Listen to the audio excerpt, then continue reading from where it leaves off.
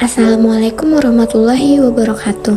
Halo guys, perkenalkan saya Tarisa Putri dengan NIM 1114862110122, Prodi S1 Kebidanan Fakultas Kesehatan dengan dosen pengajar Ibu Putri Yulianti MKep.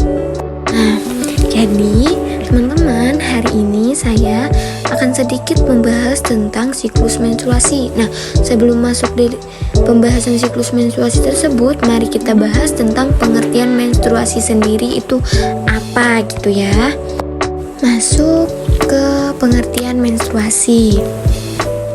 Menstruasi sendiri merupakan pelepasan endometrium atau dinding rahim yang disertai pendarahan berulang yang terjadi setiap bulannya, di mana dinding endometrium mengalami pelepasan atau peluruhan karena sudah tidak dibutuhkan lagi. Nah, di mana umumnya darah keluar berkisar 10 ml sampai 80 ml per hari dengan kisaran rata-rata 35 ml per hari. Nah, oke teman-teman, setelah tahu tentang pengertian dari menstruasi tadi, kita lanjut ke siklus menstruasi ya. Adapun di sini terdapat tabel yang membahas tentang siklus menstruasi. Siklus menstruasi terbagi menjadi 4 fase. Fase yang pertama yaitu fase menstruasi, fase yang kedua fase praovulasi, yang ketiga ovulasi, dan yang terakhir yaitu fase pasca ovulasi atau luteal. Adapun siklus yang terdapat siklus hormon, siklus ovarium, dan siklus uterus atau rahim. Oke, kita masuk ke fase yang pertama ya, yaitu fase menstruasi. Oke, kita masuk ke fase yang pertama, yaitu fase menstruasi.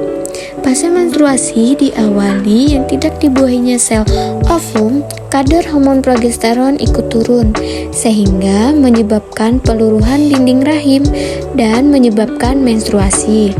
Dalam fase ini, hormon FSH dan LH dibantu dengan hormon progesteron yang membantu mematangkan sel telur.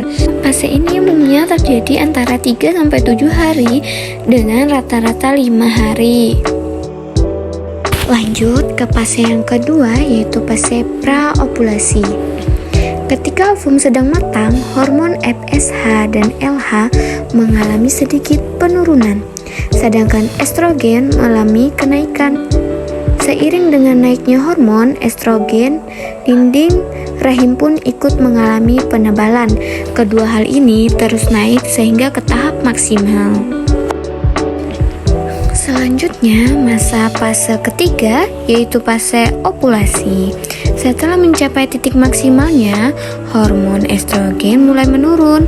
Pada fase ini terjadinya lonjakan hormon LH dan FSH secara mendadak dan tinggi. Hal ini menyebabkan folikel pecah dan mendorong ovum atau sel telur keluar dari ovarium. Pelepasan ini biasanya terjadi antara 16 hingga 32 jam sehingga hormon LH dan FSH naik. Fase yang terakhir yaitu fase pasca ovulasi atau luteal. Setelah ovum terlepas, folikel yang ditinggalkan akan membantu korpus luteum. Nah, korpus luteum ini akan melepaskan hormon progesteron yang menyebabkan kenaikan suhu basal atau thermal shift yang menandakan tubuh sedang dalam masa subur. Selepas ovulasi, hormon progesteron dibantu. Hormon progesteron yang memiliki tugas untuk menahan dinding rahim atau endometrium, namun lama-kelamaan korpus luteum hancur dan tidak lagi memproduksi hormon progesteron. Hal ini menyebabkan endometrium mulai lurus hingga terjadinya menstruasi. Nah, Itu tadi penjelasan mengenai siklus menstruasi. Semoga teman-teman semua bisa paham ya, dan semoga bisa membantu teman-teman semua yang sedang belajar.